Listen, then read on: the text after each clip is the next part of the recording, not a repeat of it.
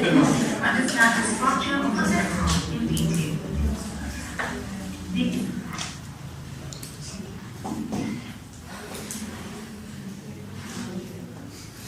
Este es un poco más 3D que los otros.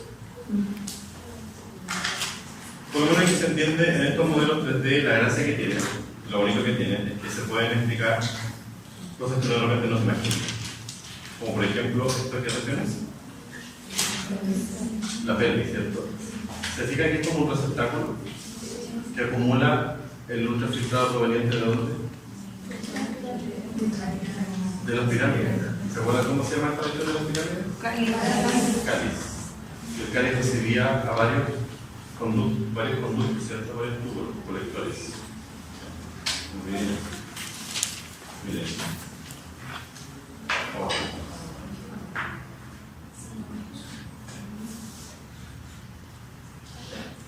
Aquí hay muchas nefronas, ¿cierto? Muchísimas, pero ahí se está mostrando solamente una. Esas son las partes de la nefrona, lo que está brillando de color amarillo.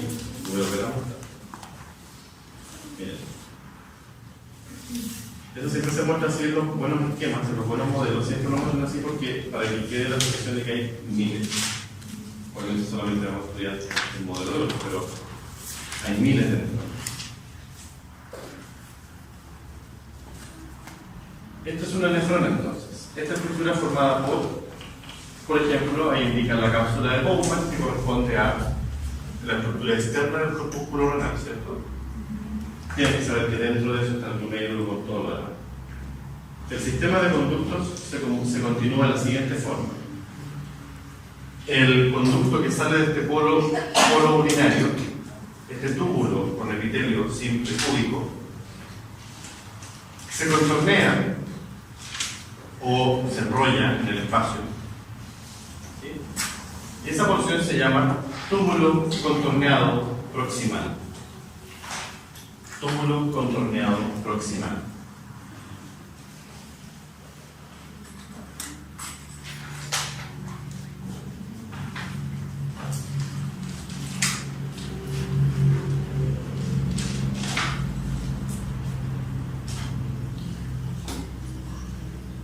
Este sistema se continúa, solamente el modelo lo está destacando por partes, pero este túbulo se continúa aquí, pero ya no se contornea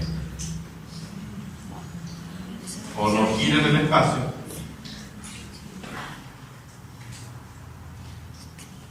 Detalle: ¿cuánto del plasma sanguíneo se filtró aquí?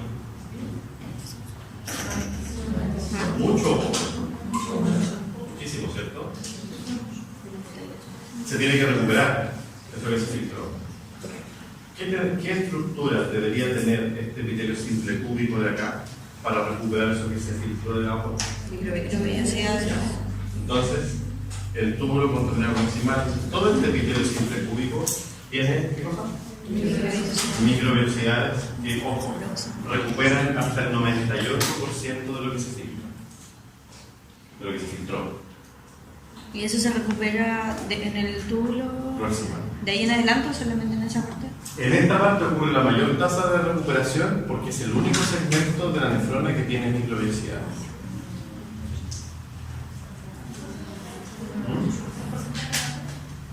Hasta un 98%. Tenemos la parte contorneada, que es lo que les estaba mostrando yo, ¿cierto? Pero al bajar este túbulo hacia la médula, ahora es recto. Esa parte recta igual tiene microvellosidades, pero muy poquita, porque como es recta, cambio esta porción contorneada lo que hace es ocupar meter alto tubo, pero en poco espacio. ¿Entienden? Es un ahorro de espacio. Entonces, se contornea, pero en un pequeño espacio. En cambio aquí la porción proximal empieza a bajar ahora, a bajar hacia la médula, para formar otra estructura que la vamos a conocer. Entonces, en esta región, ¿qué ocurría? Lo principal que ocurría en la región proximal, la reabsorción del filtrado del agua principalmente, y eso va a acarrear otras cosas, porque el agua no se mueve sola. No va a decir, yo tampoco puedo, ya, yo solo no me voy a el agua va a mover sodio, el agua va a mover algunas otras moléculas que se van a recuperar de lo que se filtró. ¿Ya? Obviamente aquí se filtran iones de sodio, se filtran iones de potasio, se filtran calcio, se filtran muchas cosas, pero eso al organismo le sirve. No podemos quedarnos sin calcio, quedarnos sin sodio, porque el sodio es importantísimo para todas las células del organismo en su bomba sodio-potasio. ¿Recuerdan eso? Entonces no se puede perder eso. Eso se recupera. Se va a recuperar en distintos segmentos de la nefrona, pero aquí principalmente se va a recuperar agua. Y el agua arrastra al sodio siempre. Entonces se recupera obviamente sodio. Sigamos. Ven aquí. El modelo sigue mostrando esta región.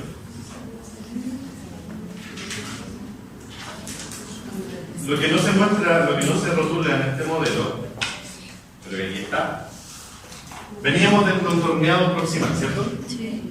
Y ahora baja como túbulo recto proximal. Hasta aquí. ¿Por qué hasta aquí? Y empieza el lazo de higiene. ¿Ah? Empieza el lazo de higiene. ¿Y por qué empieza el asa? Porque aquí el epitelio cambia drásticamente de simple cúbico a simple plano. El asa de Helle, o loop de Helle, es una zona tubular delgada, muy delgada, asa de Helle, donde el epitelio, asa o loop, es lo mismo, loop por la vuelta, donde el epitelio cambia desde el simple cúbico que veníamos acá arriba, con microvellosidades, en la porción recta proximal, ¿se acuerdan? Sí. El epitelio drásticamente cambia a un epitelio simple plano. Simple plano. Sin microvellosidad. No, nunca una célula plana tiene microvellosidades. Las microvellosidades solamente son de la cúbica y la cilíndrica. Simple plano. Es lo más parecido o más simple. Entonces, este epitelio simple plano de la asa de Helle, en esta parte sigue siendo permeable al agua. Todavía se puede seguir saliendo agua de aquí. No tanto como salía en la parte proximal, porque no hay microvellosidad. Este epitelio sigue acá, y esta asa baja y da la vuelta, lo que se llama loop. Y continúa aquí y vuelve a subir. Eso es lo que se conoce como asa. Ahora, esta parte, que aquí tampoco está rotulada, miren, el asa es todo esto, hasta aquí, que es epitelio simple plano, todo el asa de Helle. Después el epitelio vuelve a ser cúbico, pero sin microvellosidades. Y esta parte del epitelio simple cúbico, sin microvellosidades, ¿está proximal o está distal a la zona de filtración? Distal. Entonces se llama túbulo distal. ¿Ya? Eso de proximal distal es cuán lejos usted está de donde se filtró. Pero es recto. Es el recto distal, justamente. Es la porción recta distal. Pero sin microvellosidad.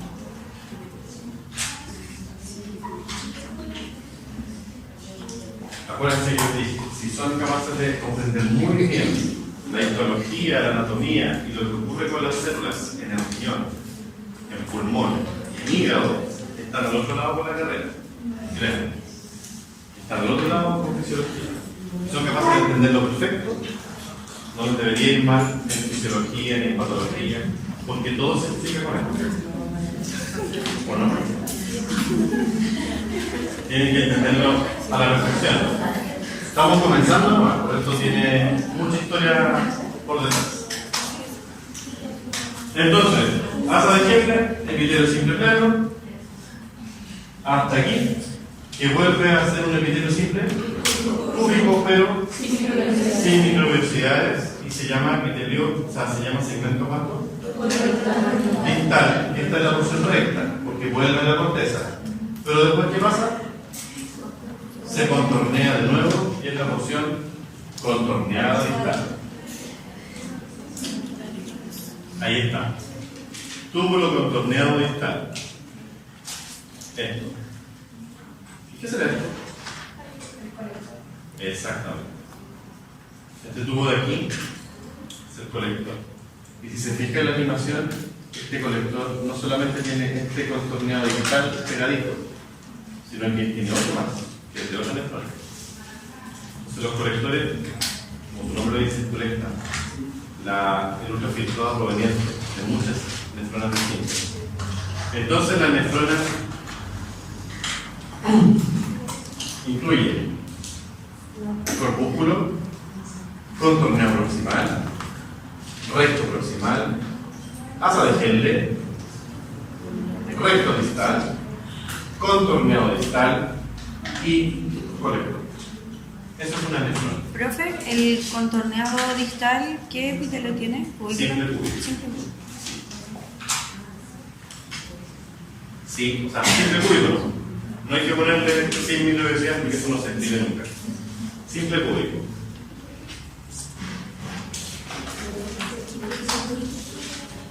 Simple cúbico. Bien. Y acá el colector. Miren, porción contorneada, asa, zona de filtración. ¿Qué sería eso? ¿Ya? ¿Qué sería esto amarillo? Este lugar de adentro, ¿cómo se llama? Y aquí, ¿qué tenemos? Con estas cosas moradas, ¿qué serían? Claro, están sobre los capilares, ¿verdad?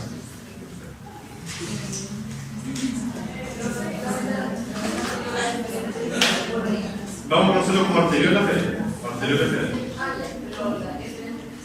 Sí, por el mismo lugar que donde entra sale, por ejemplo. Aquí hay una, esa es la amarilla, es la de tipo aferente. ¿Cómo? No, estamos hablando, el ilio es una zona macroscópica.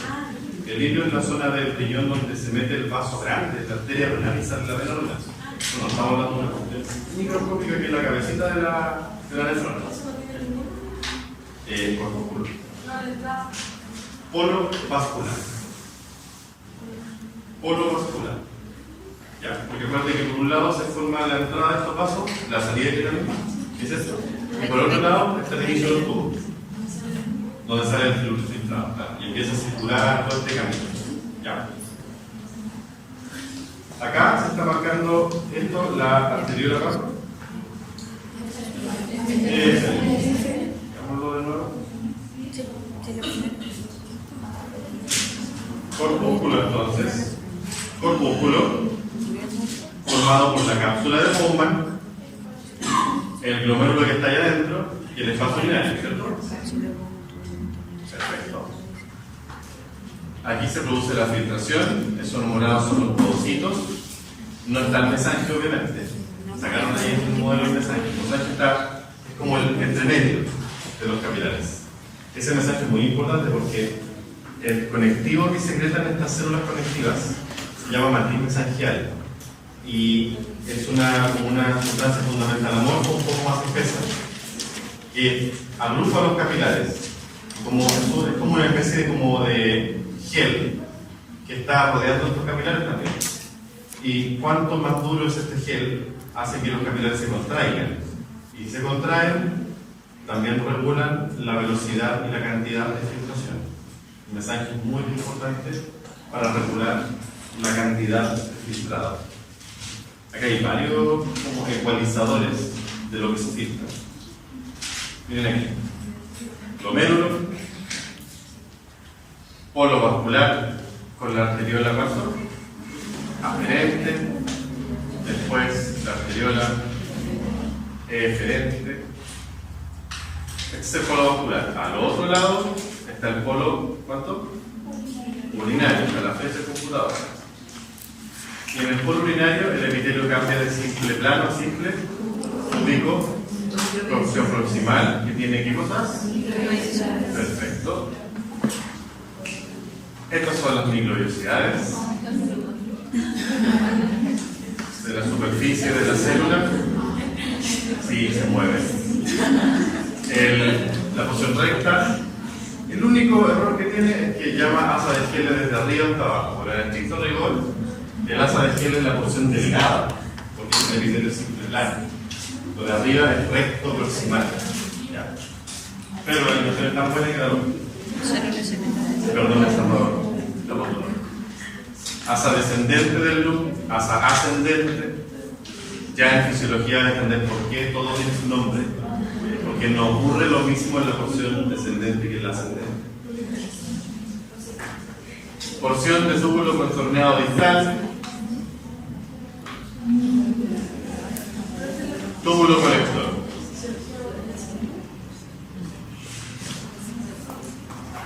Ok. Este es el corpúsculo renal. Parte epitelial, parte vascular. Polo vascular, formación del glomérulo.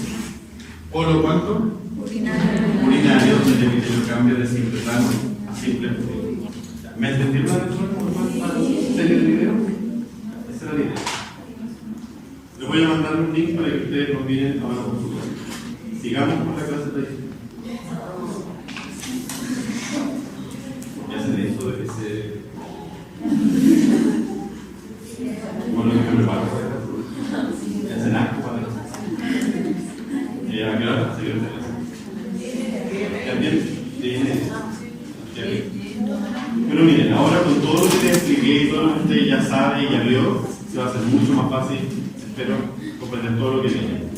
Porque es lo mismo. Entonces, aquí, esta es una muestra histológica del riñón, cortado longitudinalmente, donde se aprecia, ¿qué región es esta? Corteza. ¿Y esto? Médula.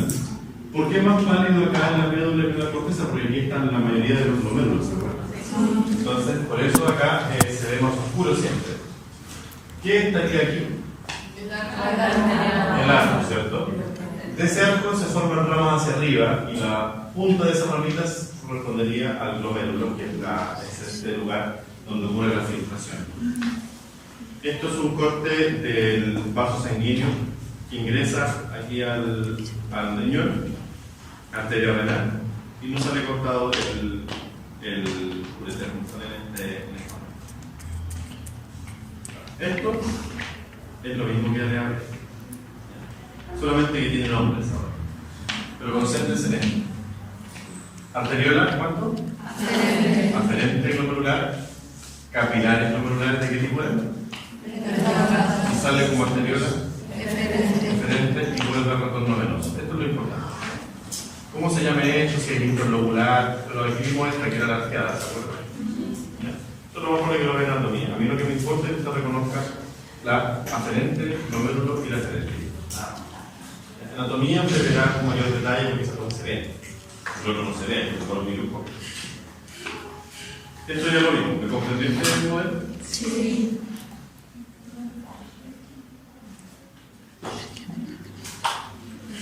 La organización histológica entonces del riñón se basa en su estructura, que es la unidad principal funcional de este órgano, que es la nefrona. Así como todos los órganos tienen sus unidades funcionales y estructurales principales. En el pulmón era ¿qué cosa? ¿Cuál es la unidad funcional y estructural del pulmón?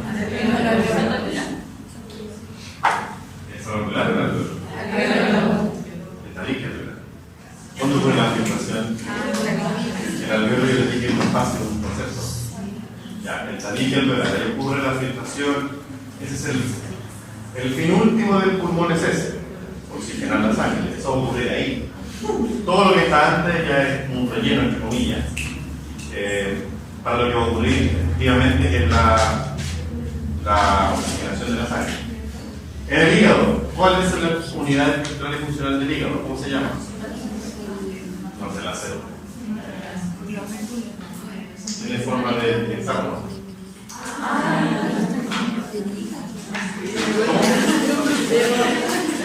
¿No han visto los videos? ¿Se subieron los videos? ¿No? Se educan. Creo que están como en la semana 1. Ya. lobulillo hepático, porque ahí están los hepatocitos rodeando los sinusoides, ¿se acuerda de eso? Sí.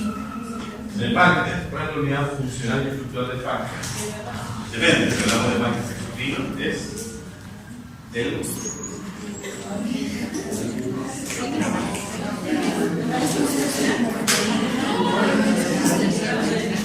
cabros, supone de 20 horas.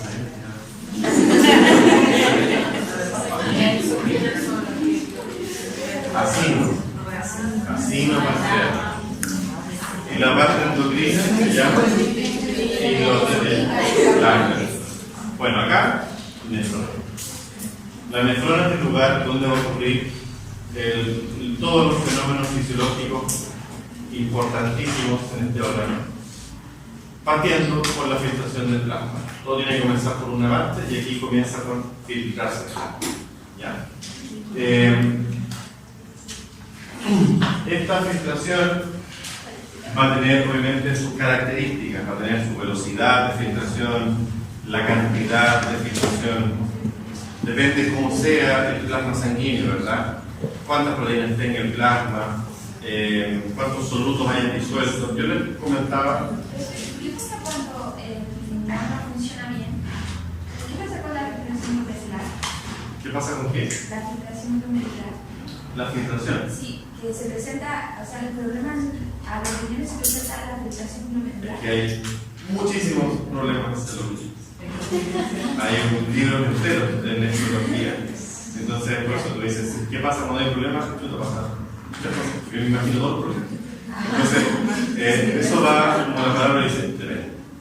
Depende de lo que ocurre, ¿ya? Claramente yo les estoy mostrando una panorámica bien básica y simple para que ustedes comprendan la histología del riñón. Pero esto cada vez se pone más complejo, ¿ya? Yo les mostré, por ejemplo, un video donde aparecía un engrosamiento de la pared capilar, por ejemplo, de la membrana basal de ese capilar.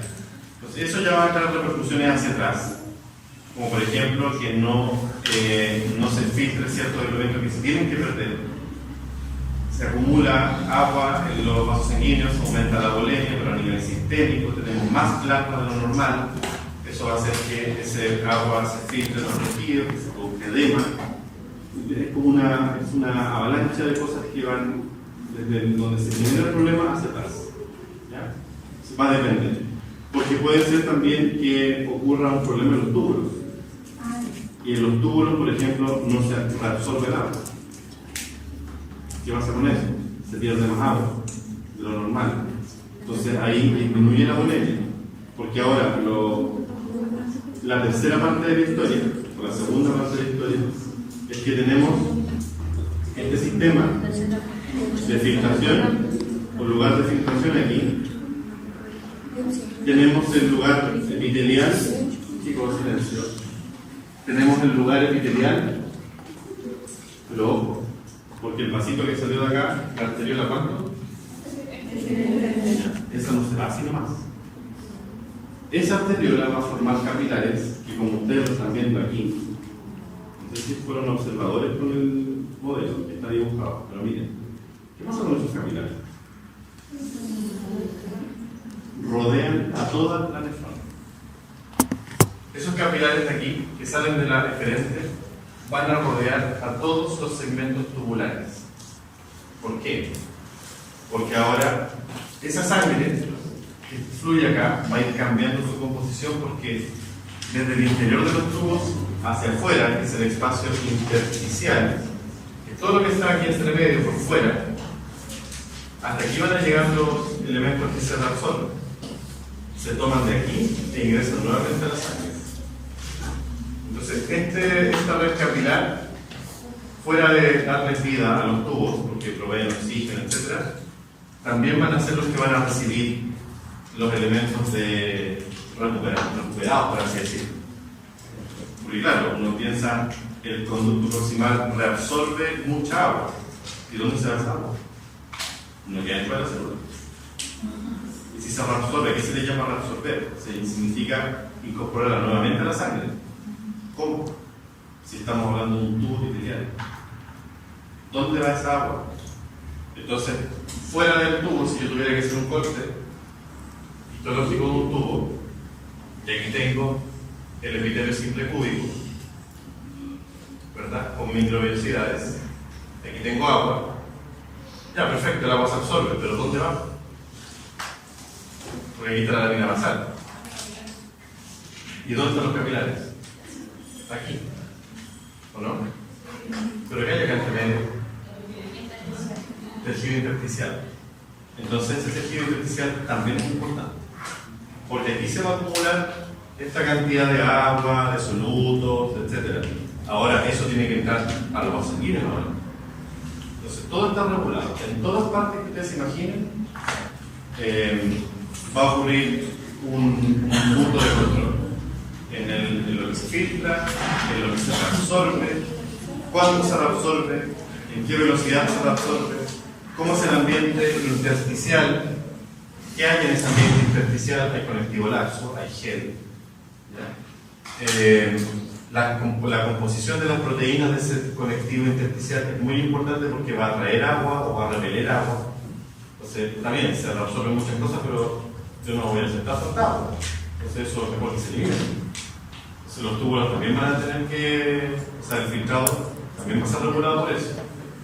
Y lo ultrafiltrado, ¿me entienden? Entonces, hay muchos lugares que estamos conociendo y todo eso va a tener su problema futuro o sus características funcionales a futuro. Eso es lo que tienen que conocer en fisiología. Por eso es tan importante conocer primero cómo está esto estructurado. Sí. Sí. La última porción de la nefrona, como lo ven acá, es la porción colectora, que se llama colectora porque recibe el ultrafiltrado de muchas otras nefronas. Esta es la porción distal, ¿se acuerdan? Porción distal contorneada, bueno, es lo mismo que está aquí, o aquí, ¿ya? Pero de otras nefronas que no están dibujadas. Entonces es importante conocer los segmentos entonces de filtración, glomérulo, el inicio de la nefrona que es el corpúsculo, que está formado por la cápsula, y el epitelio que recubre el glomérulo. ¿Cómo se llamaba ese epitelio? ¿Qué es lo que está aquí? Ahí aparece separado, en realidad. ¿Los podocitos. Ya. ¿Esto que está acá, cómo se llama? El espacio de Bowman y el ultrafiltrado que se circular ahora por este sistema tubular. Este es el polo vascular, repito, polo urinario. De ahí en adelante empieza a circular por estos túbulos, que se llama túbulo contorneado, ¿verdad? Proximal. Después baja como recto proximal, después se forma asa de Henle, con sus partes descendentes y ascendentes. Eso no tiene ninguna diferencia histológica, ojo, es diferencia funcional. ¿Ya? O sea, cuando vemos la médula renal, porque esto estamos ya a nivel un poco más medular, cuando vemos la médula, nosotros nos vamos a distinguir entre una parte ascendente del asa y una parte descendente del asa, ¿no? Histológicamente es igual. ¿Ya? Fisiológicamente es distinto, o sea, van a ocurrir fenómenos diferentes, pero histológicamente es lo mismo. La diferencia se da ahora aquí, arriba. Aquí arriba sí podemos diferenciar entre contorneado distal y contorneado proximal. ¿Por qué? Por las microvellosidades, ¿cierto? Hay algo específico ahí que dice que esto sí lo tiene, esto no lo tiene. Pero abajo en el del asa no podemos hacer esa diferencia. La parte colectora también la podríamos diferenciar, pero solamente a nivel medular, porque a nivel cortical lo confundimos con ¿qué? Con esto, porque el epitelio es mismo. Entonces a nivel cortical, un segmento colector es histológicamente igual a un segmento distal, es lo mismo. Solamente podemos decir que es colector cuando lo miramos a nivel medular, porque aquí sí que podemos ver que hay el único epitelio simple cúbico, ¿verdad?, que existe en esta región es de colector. ¿Ya? Recuerden que este es el arco. Si este es el arco, de aquí para arriba es corteza, de aquí para abajo es. ¿Ya? Pero ojo, porque hay algunas nefronas que son más corticales y otras que son más medulares. Entonces todo está en desniveles también. ¿Ya? Pero la mayoría de las nefronas se encuentran al nivel cortical, sobre todo las zonas de filtración, que sería la zona corpuscular de la nefrona, está la mayoría de ellas a nivel cortical. ¿Ya?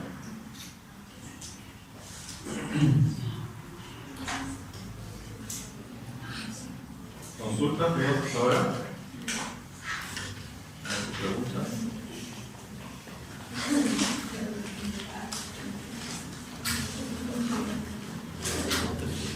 ¿Están haciendo la? Bueno, eso ya lo vimos. Miren, entonces acá para explicarles de nuevo que en la pirámide renal aquí se esquematiza un solo colector, pero en el estricto rigor hay muchísimos colectores. Muchísimos colectores que van a drenar también, cada uno de ellos con muchas nefronas también. La ubicación de esto a nivel medular y a nivel cortical, ¿qué cosas podemos ver? La histología. Cuando miremos una muestra histológica de riñón, siempre que encontremos un corpúsculo, ¿estamos dónde? ¿En qué zona?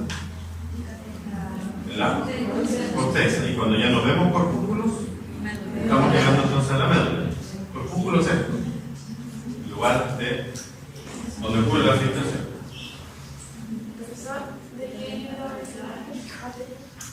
Esto es del, me parece que es del Fox de fisiología. Sí, creo que es el Fox, o de uno de patología. Hubo varios libros para sacar imagen. Bueno, acá hay un modelo de la nefrona, más simple de todo lo que ya han visto, pero lo importante es esta imagen de barrido.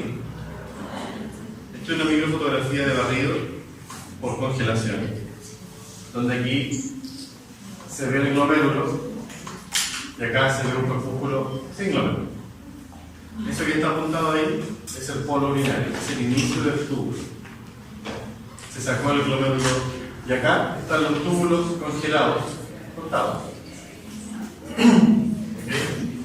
Túbulos proximales y túbulos distales están cortados, listos en barrido. Ahí está el glomérulo.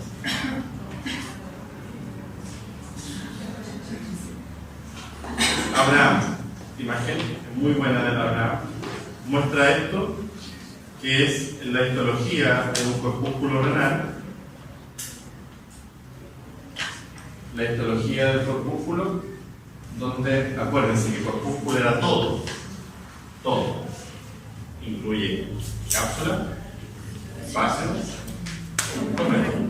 Ya, muy bien. Cuando hablamos de glomérulo hablamos principalmente de capilares, ¿cierto? Capilares, pero recuerden que el capilar sobre él tiene sus podocitos, que sería el epitelio visceral, así se llama, epitelio visceral, porque está pegado al capilar. El epitelio frontal, el epitelio visceral de la cápsula de Bowman se refiere a los podocitos. El epitelio parietal de la cápsula de Bowman al epitelio simple plano de la cápsula. Entonces, capilares fenestrados con el epitelio visceral de la cápsula de Bowman, o sea, podocitos. Y lo que está acá entre medio, que aparece de color fucsia casi, correspondería al mesanquio, al tejido que está como agrupando todos estos capilares.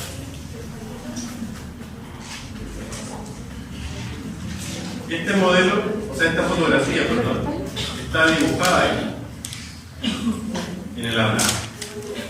Entonces, como siempre, este libro tiene muy buenas imágenes y todo bien postulado. Entonces, acá vemos en amarillo lo que es epitelio.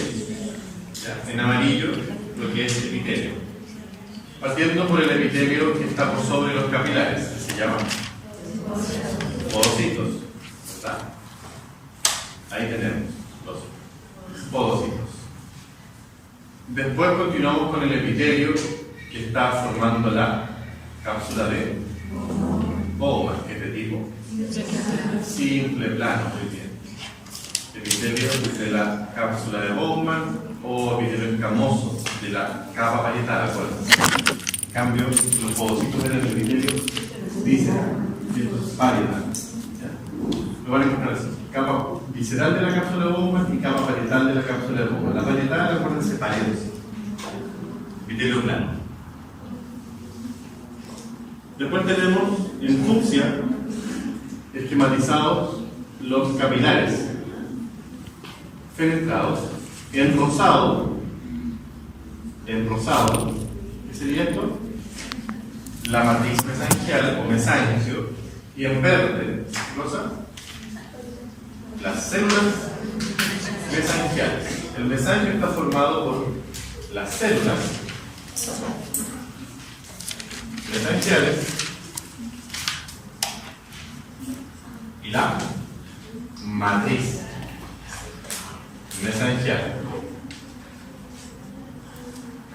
Obviamente, ¿quién forma la matriz?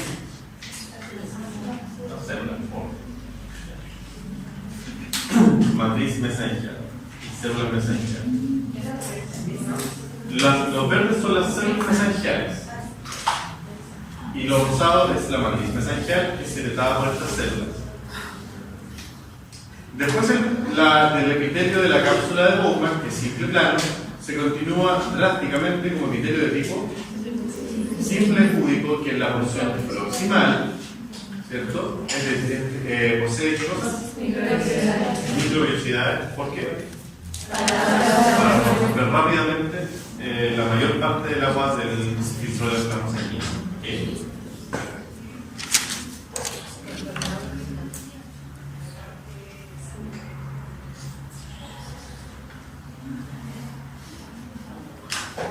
Los corpúsculos renales van a tener distinto tamaño, va a depender de la especie.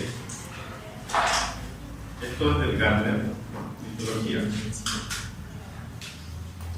Pueden tener un distinto tamaño, esto va a variar por especies, teniendo de 120 a 250 micrómetros de ancho todos los corpúsculos. ¿Ya? Ese dato, si bien es interesante, pero no es tan importante. Como hay tanta variedad, recuerden que hay cosas que son interesantes y otras cosas que son importantes.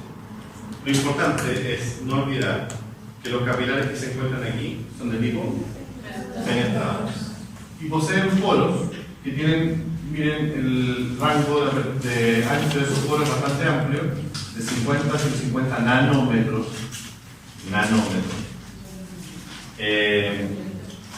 Por lo tanto, por esos poros pueden pasar cosas, proteínas, moléculas. ¿Bien? La molécula como que marca la filtración glomerular de alguna forma puede ser la albúmina. La albúmina es una proteína que se produce en hígado, ¿se acuerdan?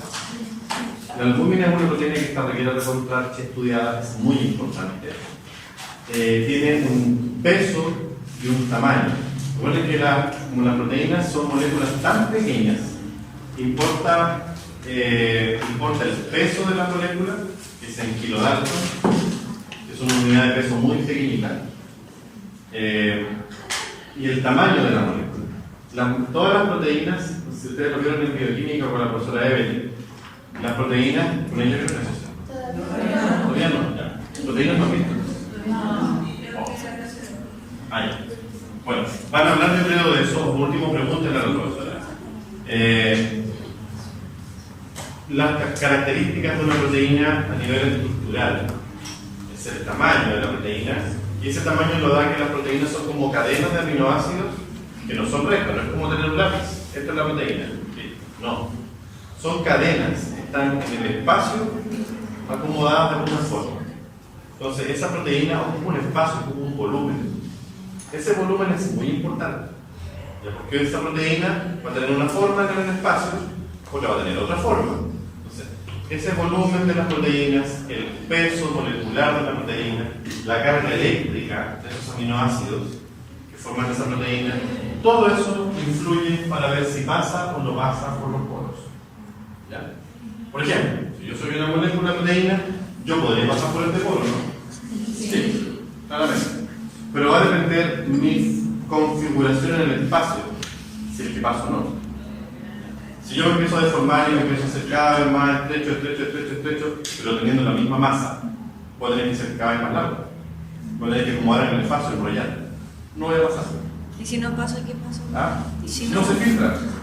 Entonces hay proteínas que, por producto de su tamaño, su carga, no se filtran y no se deben filtrar, porque no se pueden perder en la orina. encontrar proteína en orina, que es proteinuria, no es un buen signo. Si tú encuentras eso, es porque algo está ocurriendo a nivel de la filtración. Si encuentras hemoglobina en orina, también es un signo de que algo está pasando, porque no es normal encontrar hemoglobinuria. Algo está ocurriendo en la filtración. ¿Ya? Hay sustancias más pequeñitas, claramente, que sí atraviesan, como que fuera una mosca, una sustancia, claramente va a pasar por esos poros. Por más que se deforme y se alargue la mosca. Como por ejemplo, pigmentos, pasan. Bacterias, pueden pasar. Sodio, todos los iones, por ejemplo, pasan por ahí. Dígame. ¿Qué pasa en el caso de la hematuria? ¿Qué pasa en qué? Bueno, la hematuria puede ser por distintas causas. Por ejemplo, que ocurra un daño en los glomérulos.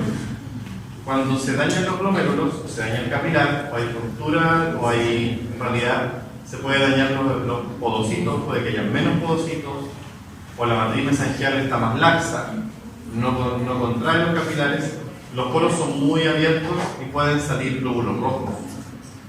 ¿Por qué dije lo de las bacterias? Las bacterias son grandes, para una proteína, son gigantescas, como tener un estadio nacional versus una pelota de fútbol, así es la diferencia de tamaño.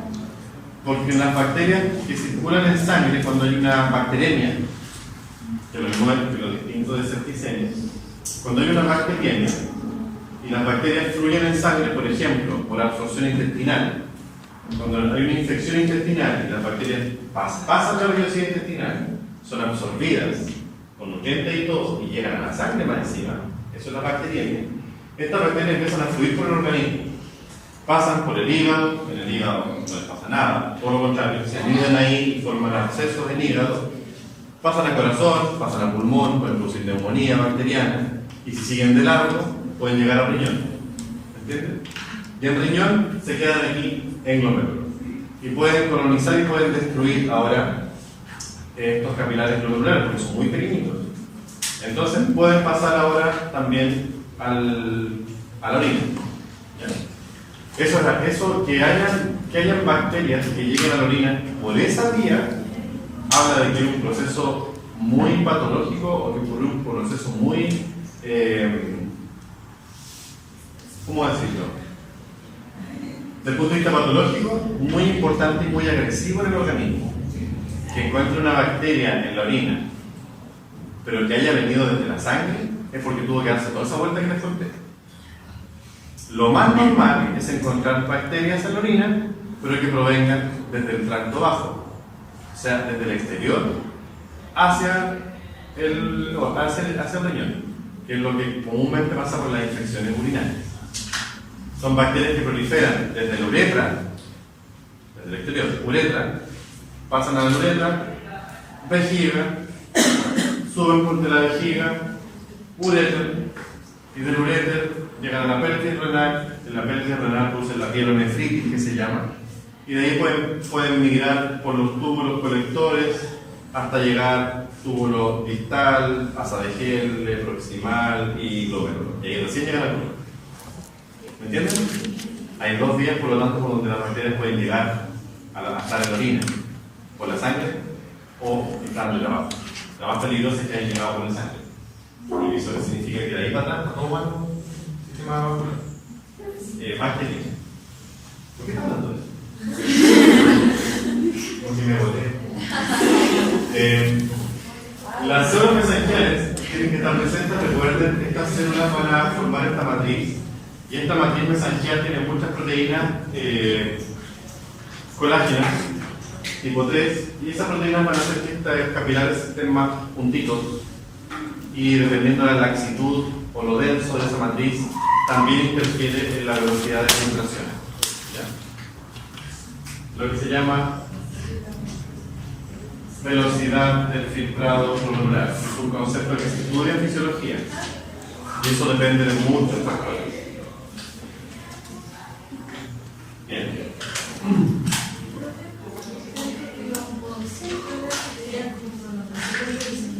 Sí. Vamos a ver. Allá vamos a ver. De hecho, aquí ya. Mira. Los podocitos son estas células que tienen prolongaciones citoplasmáticas. Esas prolongaciones es lo que los científicos cuando las vieron por primera vez las llamaron pie. Por eso se llaman podocitos. Célula con patas, con pie. Estas proyecciones citoplasmáticas se intercalan con las proyecciones de otro podocito. Y entre esos espacios, eso que está ahí, miren de color celeste, es lo que está aquí. Entre este espacio ocurre la filtración glomerular. ¿Qué tan relajados están ahora estas patitas? ¿O qué tan contraídas están las células en esa región? Va a hacer que esta hendidura sea más ancha o más delgada. O sea, la relajación de un podocito va a hacer que estas patitas se dilaten. Por lo tanto, esa hendidura se llama. La contracción de esas patitas de los podocitos va a hacer que esta hendidura se abra. Por lo tanto, aumenta la filtración. Otro factor que influye es cuán relajados o cuán dilatados están estos podocitos aquí. ¿Se entiende? Si esto se dilata, esto es citoplasma de la célula. Si este citoplasma de la célula se contrae, se relaja, va a hacer que este espacio sea mayor o sea menor, ¿cierto? Eso interfiere con lo que se filtra y con la velocidad que se filtra. Hay una lámina basal aquí, que es la lámina basal también que tiene este endotelio, ¿no? Porque es un epitelio, el epitelio tiene lámina basal. El podocito es un epitelio, que también tiene su lámina basal. Esa lámina basal es compartida, así como ocurre con el neumocito 1, ¿se acuerdan? Porque yo no lo voy a hacer. ¿Qué no lo voy a hacer? Perdón, yo estoy leyendo por eso. Perdón. Pero estoy leyendo bien.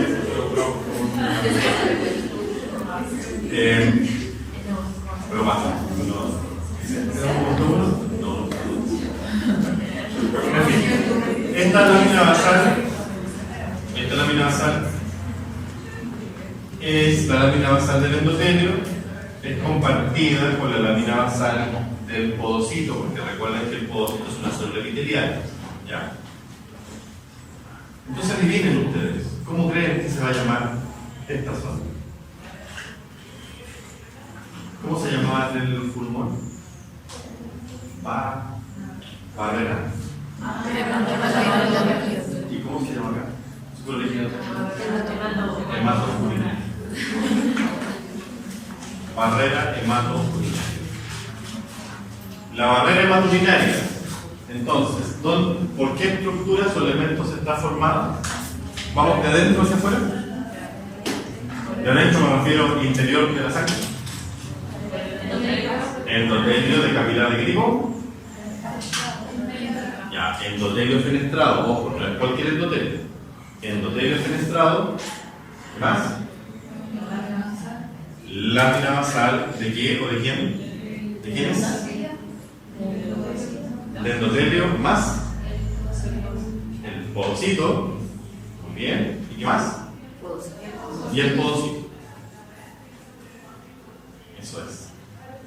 Eso es la barrera hemato-urinaria. ¿Sí? Barrera. No cualquier cosa se filtra de aquí. Muy bien. Entonces aquí cambia otro ejemplo. Si cambia la composición del colágeno de la barrera, o sea, de la membrana basal, también va a ser que esta membrana basal se endurezca o se esclerosa, y también hay un problema de filtrado. Si cambia la carga eléctrica de esa membrana basal, también hay proteínas que por carga no van a salir. Por ejemplo, yo podría salir de aquí fácilmente, pero si el arco de la puerta tiene carga positiva y yo por fuera estoy cargado positivo, con esto no voy a poder salir. Ya, aunque quepa por el poro, no sale.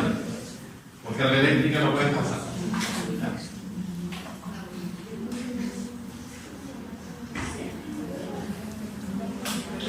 Un mensaje. Aquí nos vamos a quedar. Lo anoten, por favor. Mensaje.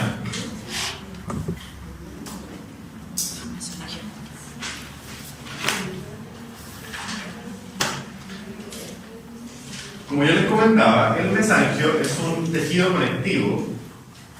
Es un tejido conectivo que rodea los capilares fenestrados.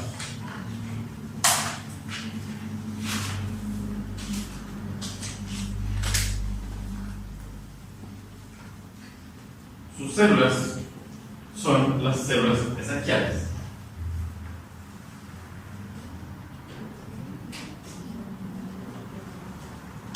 Es el tejido conectivo que rodea a los capilares. La célula más importante es una célula que se llama célula mesangial.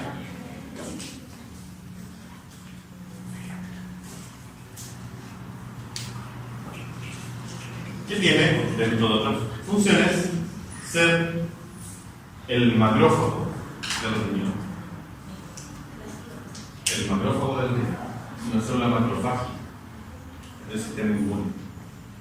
En alguna parte tiene que ser el sistema inmune. No estaba, no lo hemos visto hasta ahora. Aquí está. Esta célula entonces es una célula fagocítica.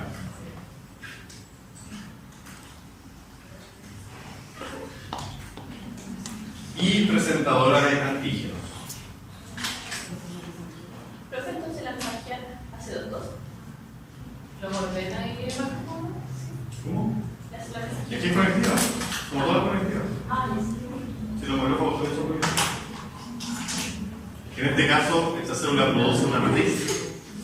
¿Ya? Está especializada en la producción de matriz. Hay macrófagos como el de Kupfer, que está en el hígado, o las células del alveolo pulmonar, que andan solas. Son células que se mueven simplemente. El macrófago pulmonar se mueve por la superficie del tabique alveolar. El macrófago de Kupfer del hígado se mueve por los sinusoides, ¿cierto? Resta por la superficie del sinusoide, no produce matriz. Pero esta sí. Esta es una célula productora de matriz. ¿Profe, qué es fagocita? Fagocita inmunoglobulinas, por ejemplo. Puede fagocitar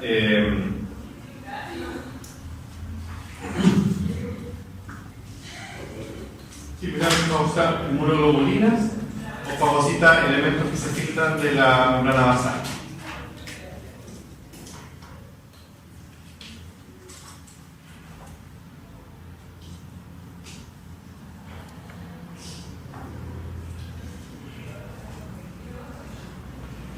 Esta célula libera las llamadas citoquinas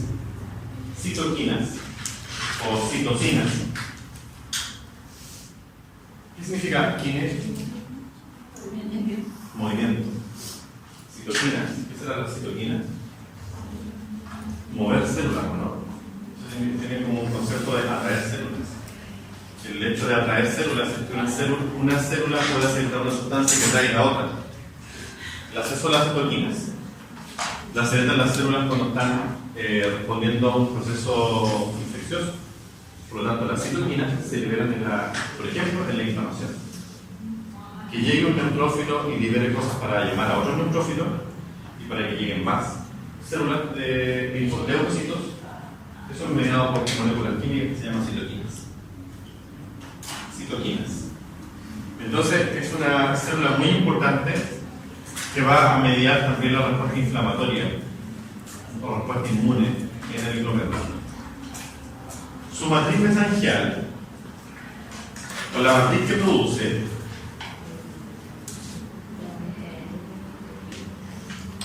es la que va a formar parte o va a contribuir a formar la membrana basal del podocito. Tiene colágeno 4, colágeno 3. Por acá arriba está. Contiene fibronectina, colágeno de tipo 4, laminina, o sea, elementos de lámina basal. ¿Qué les dije yo respecto a la lámina basal?